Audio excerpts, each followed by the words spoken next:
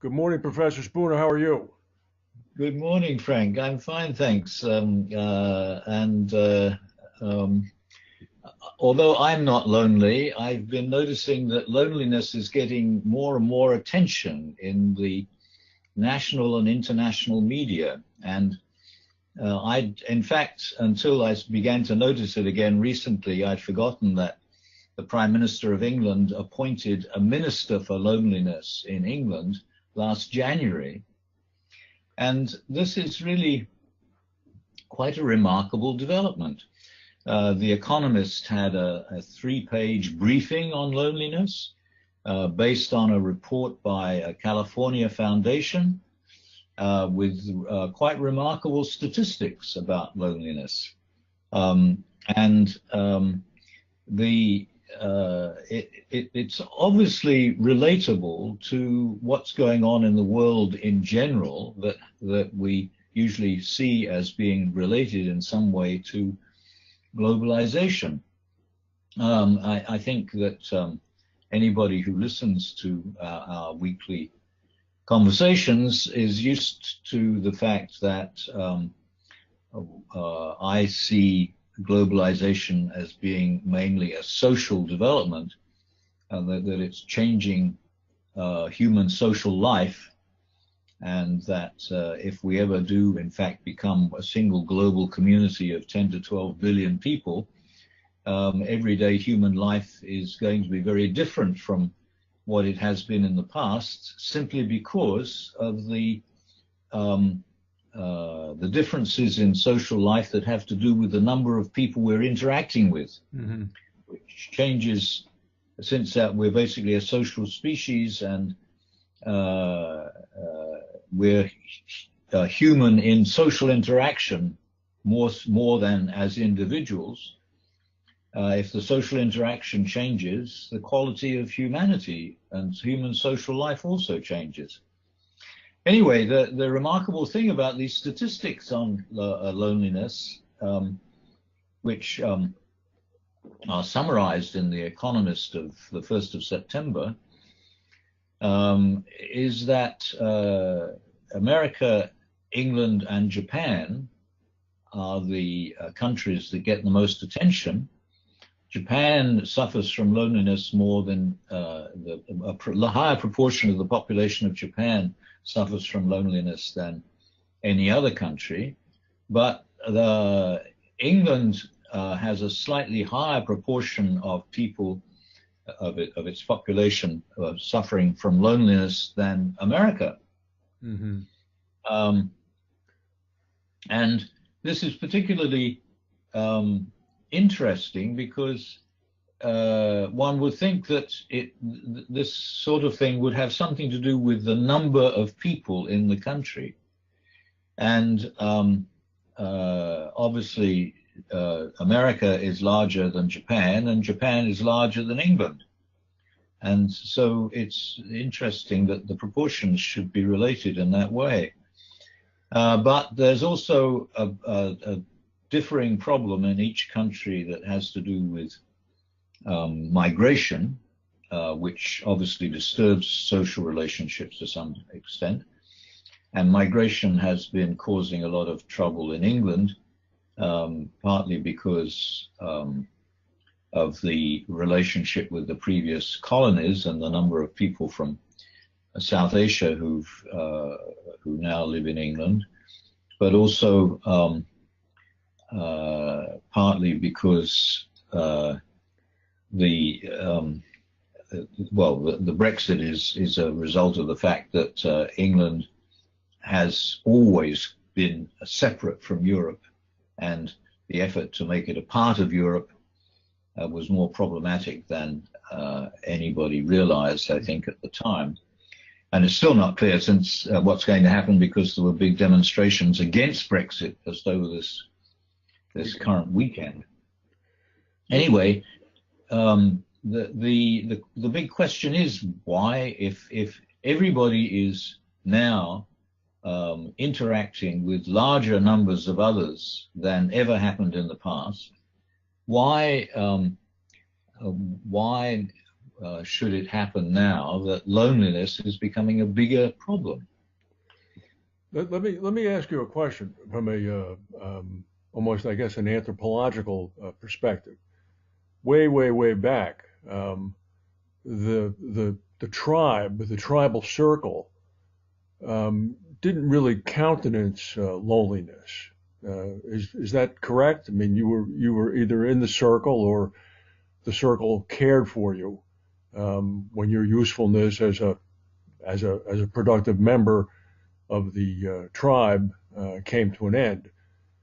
Well, But this is part of what makes it so interesting, that the smaller the community, the closer the connections, and the more difficult it is for anything cultural to change, because everybody is so closely interdependent on everybody else. mm-hmm, That the security of the community depends on everybody knowing what to expect from everybody else. mm-hmm. And as communities get larger, from the Paleolithic to the what do we call it now? I'm not sure, but anyway, modern society, culture becomes much more varied, and now one is used to meeting people, even in West Philadelphia, from any part of the world, who just happen to be here for some particular reason. And so all this means that the actual quality of the relationships is very different from what it was before. But that it doesn't help us to understand why people should be lonely. Because you would think that, in fact, people would be finding it easier to interact with others, and if an interaction is what forms relationships, they should all have relationships and not be lonely. Well, I'm not so sure about that. I think that the speed at which modern civilization has unfolded over the past 75 years or so has stretched the bounds of traditional communities, whether they be cultural or religious or family, way beyond the elasticity that they would normally possess. So as a result, you have communities that have fractured geographically, great distances involved. Certainly modern conveniences such as phones, Facebook, whatever else you want to add in, have ameliorated that situation somewhat. But if you're an elderly person and you have remained in place while your community has fractured, and you are not necessarily interested in keeping up with the social media trends, and your spouse or loved ones or immediate family members are either deceased or moved away, you're going to be very lonely. There's no way around that. This is a big part of the problem, that the family is not what it used to be. Fertility rates are going down. Families are not as closely connected as they used to be. People, as they get older, are finding themselves losing all their family relationships. There's a case in China that I read about the other day, where an elderly person who's 75 years old is looking to be adopted by another family in return for his pension. Wow, that's an interesting idea. And of course now people are living longer, and many are not getting married, not having so many children. And in the past, it was always children that provided the social context for old age, and that's not happening anymore. So the global social life is really changing in ways that we're just not ready for. Even though what used to keep different parts of the world apart from each other are not keeping us apart from each other anymore.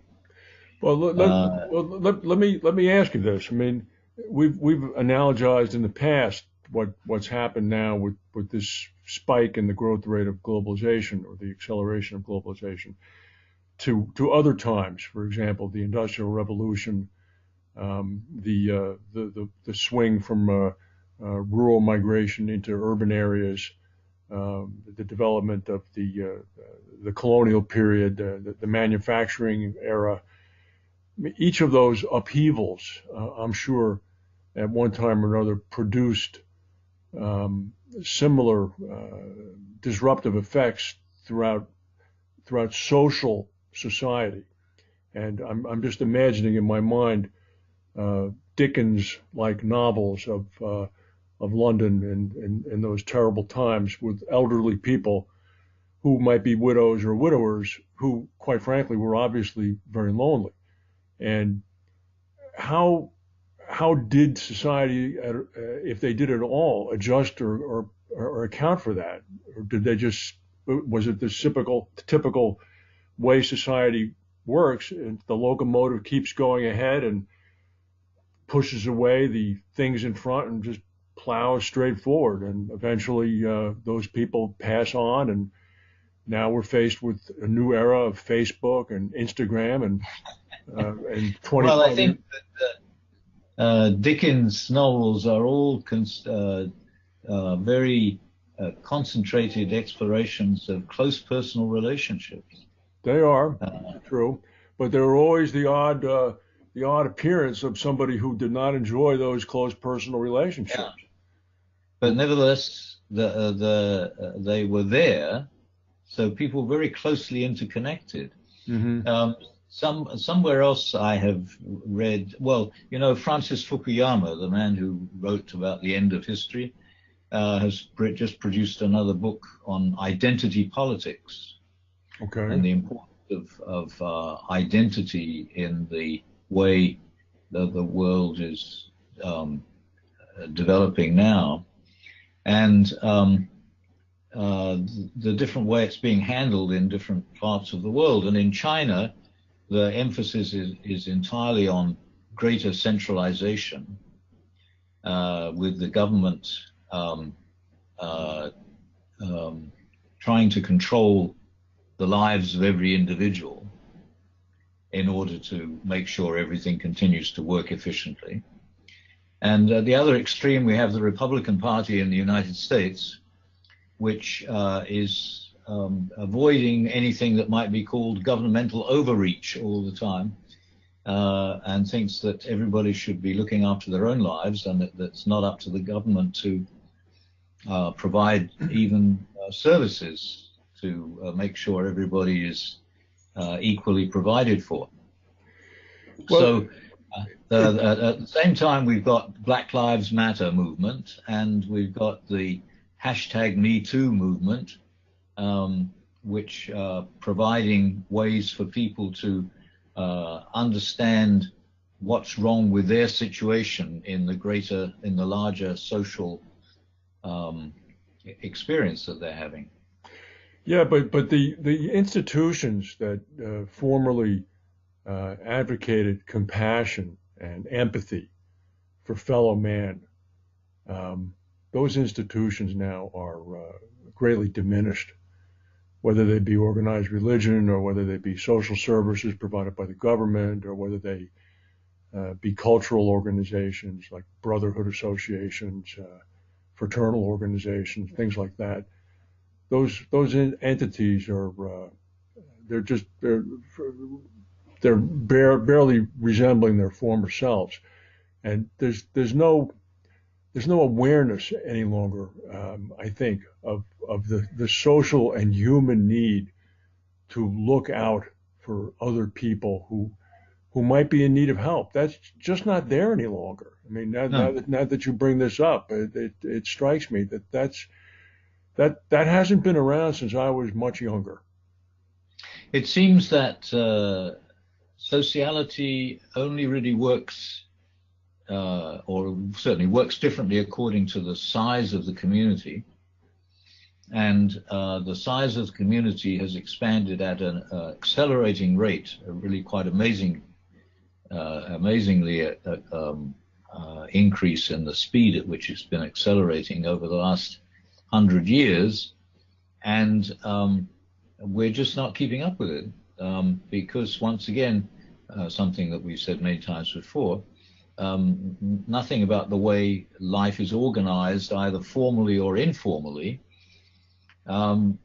works as the numbers of people increase, and we haven't innovated in any useful way in the organization of society, either politically or in any other way.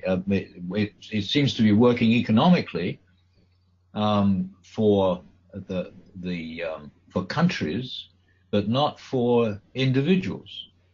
No, you're right. So economic inequality is worse than it's ever been in the past. And we have no, even though we talk about it a lot, we have no way, no understanding about how we can reduce the economic inequality without bringing in socialism, which nobody wants to bring in anymore. Well, it truly is the case that something has to be done, because as globalization increases in speed, I think we're going to have a significant spike in loneliness. We're going to have a significant spike in many other things. I mean, look at the opioid epidemic, which is not localized just to the United States. It's pretty much worldwide throughout the West. I mean, this is a reaction to that. People not feeling as if they have a place. You can go right down the list of the advent of right-wing groups, the increase in their popularity.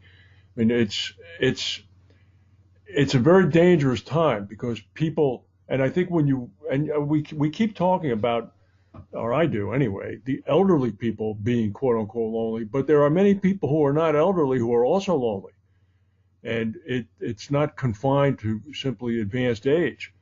And it's interesting that Japan seems to have this problem more than any other country, where with what they call it, hikikomori, is the Japanese word, I think, of people actually withdrawing from social life and simply not going out anymore. Like becoming hermits? All I've read about it doesn't explain how they manage to feed themselves, but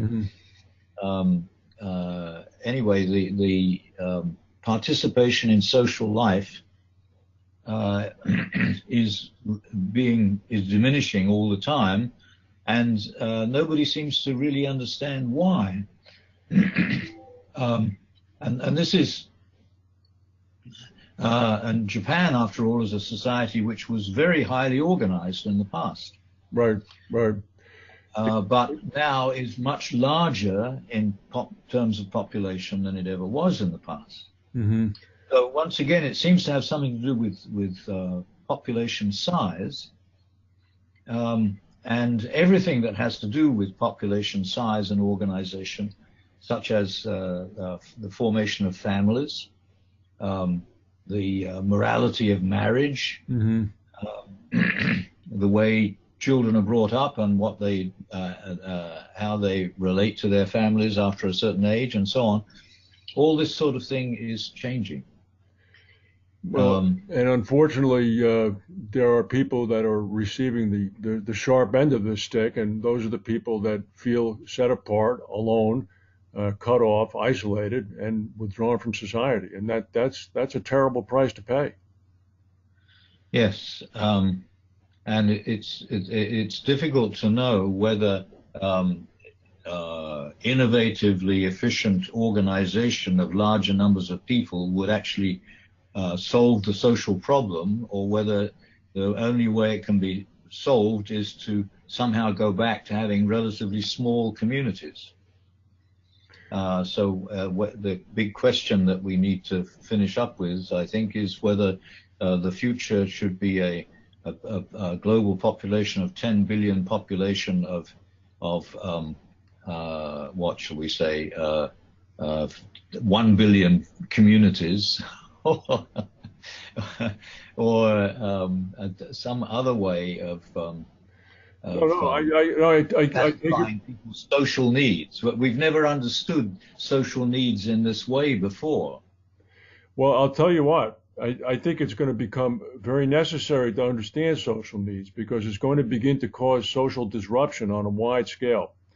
If And it's been suggested that that's what underlies the problem of crime and terrorism in the modern world.